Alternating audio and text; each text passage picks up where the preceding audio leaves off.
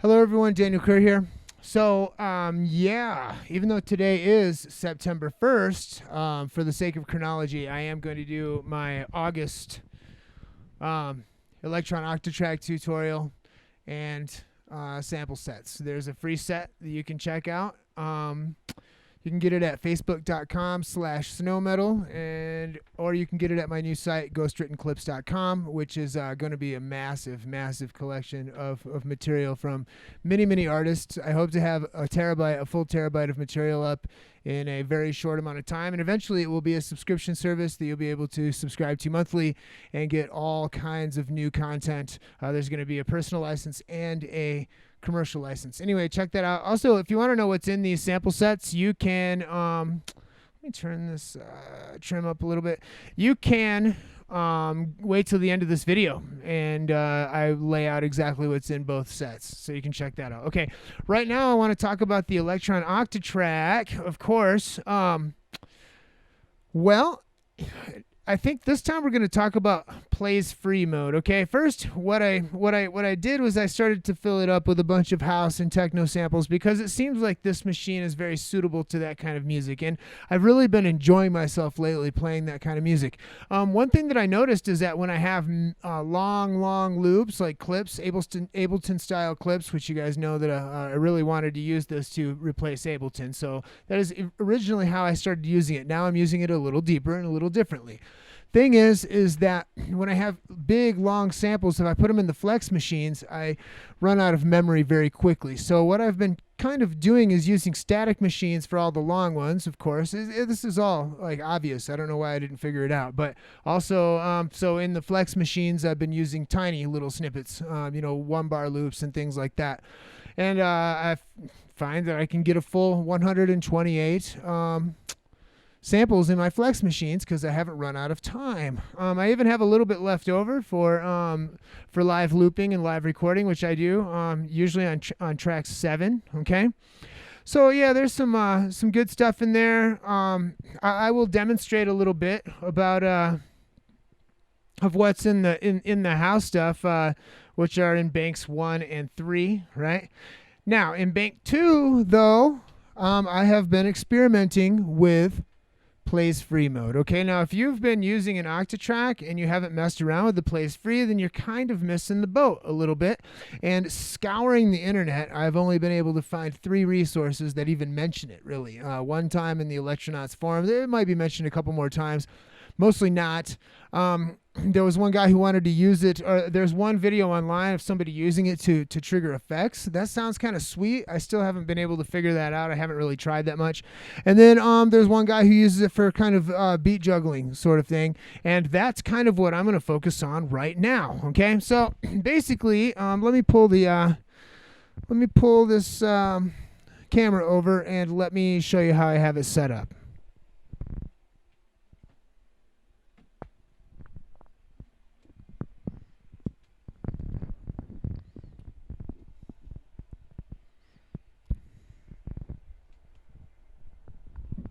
Hope you guys aren't getting too dizzy right now. Can you see it? Let's see. I want you to be able to see the screen really well.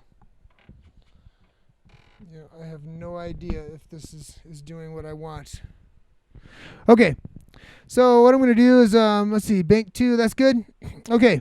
When you're outside of recording mode, okay, if you're in recording mode, it's going to look different. You don't want to do that. You want to be outside of recording mode. You want to touch function and bank, and it brings you into the pattern settings, okay? Now, right now, it says pat at the top, which is the pattern that we happen to be on, which is bank B, pattern 1, okay? And we don't really want to mess with the pattern settings for the entire pattern. What we want to do is we want to tap one of the track buttons, okay, which is track 1 here, and it gives you the pattern settings for that specific track, okay? Now, here's some of the parameters. What you want to do is you want to go up and down with the parameters with the up and down arrow, and you change the parameters with the left and right arrow, not yes and no, okay?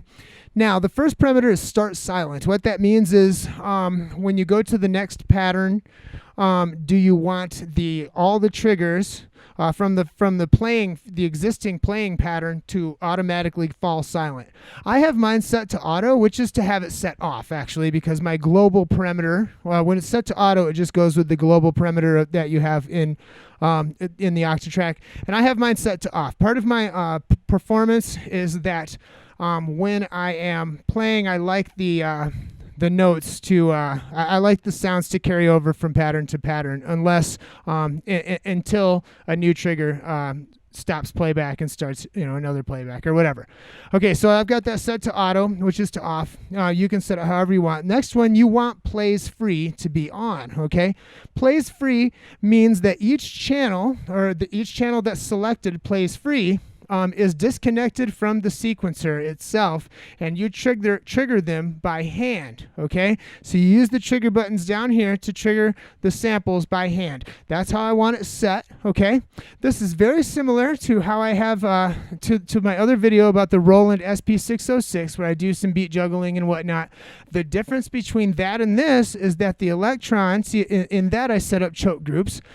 The Octatrack is more powerful because you can trigger these off according to a quantization. Okay, there's not just haphazard. It doesn't just happen in real time. Okay, so what I want is it's on plays free. The next one is one shot track. If you have that selected, then it will only trigger your sample one time. Okay, I have that turned off because I want it to continue to sample. Okay, now Trig Mode here. Trig Mode, you have hold, which means that the triggers will be sampled as long as you hold the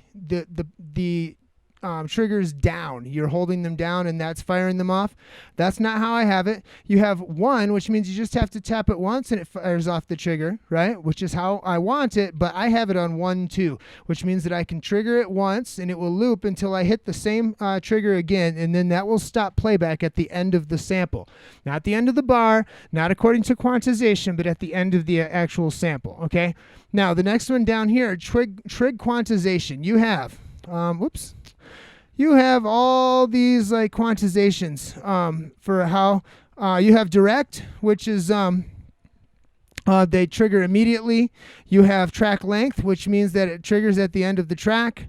I have it, the default mode is trig quantization 1/16. Okay, 1/16 is good, but I have it set to 2/16, which is 1/8, because I want a little bit more time to get into the groove. I don't want it to take place so immediately. I can do a better groove with trig quantization 2/16, right? So I have that set all the way down here. Okay, all these are set the same.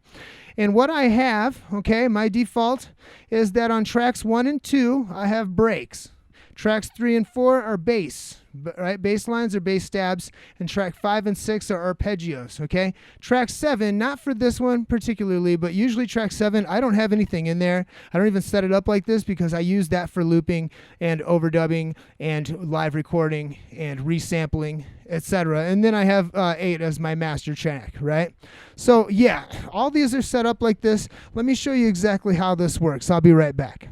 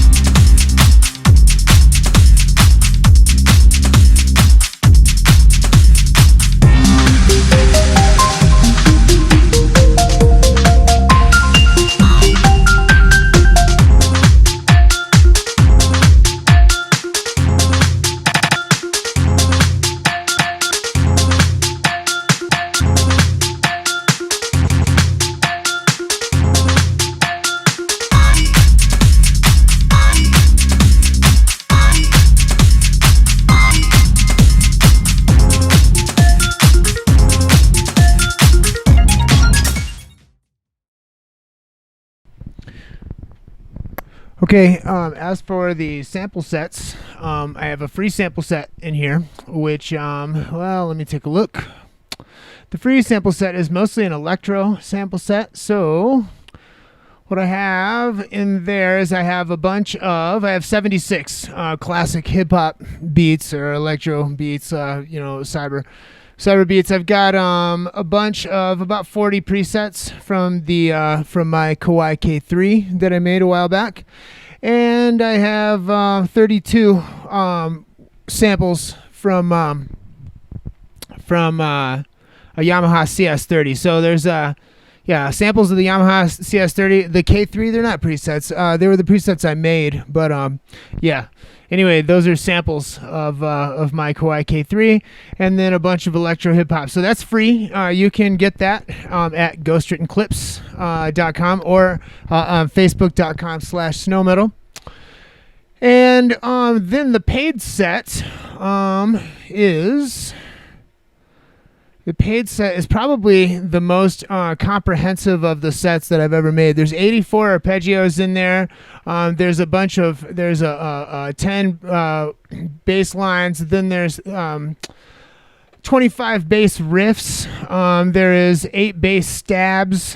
There's 200 drum breaks of the drum and bass drum breaks. Basically, samples of every classic drum and bass album. The ones that I demonstrated earlier. There's a bunch of more drum loops, 70 drum loops that I made. There's the stuff that you heard with the deep house crap that I played earlier. There's 30 hi-hats riffs. There is 10 kicks riffs. There is 4 drum kits made with Massive. There's 17 respaces made with the Virus and the Supernova. There's 4 stretch basses, and then there's 2 sets of sub bass in C minor and in F minor. So yeah, check that out. Go to ghostwrittenclips.com and check it out. It is an $18 set, and it is well worth it, actually. Probably one of the most worthwhile sets that I've made in a long time. So I love you guys, and I will be back in a couple of weeks to do September edition, and I've got some cool stuff for that as well. If I say I promise, it won't happen, but let's make it happen, God willing. And I hope everyone had a fantastic summer. It's almost snowboard season. That's good. I'll talk to you guys soon.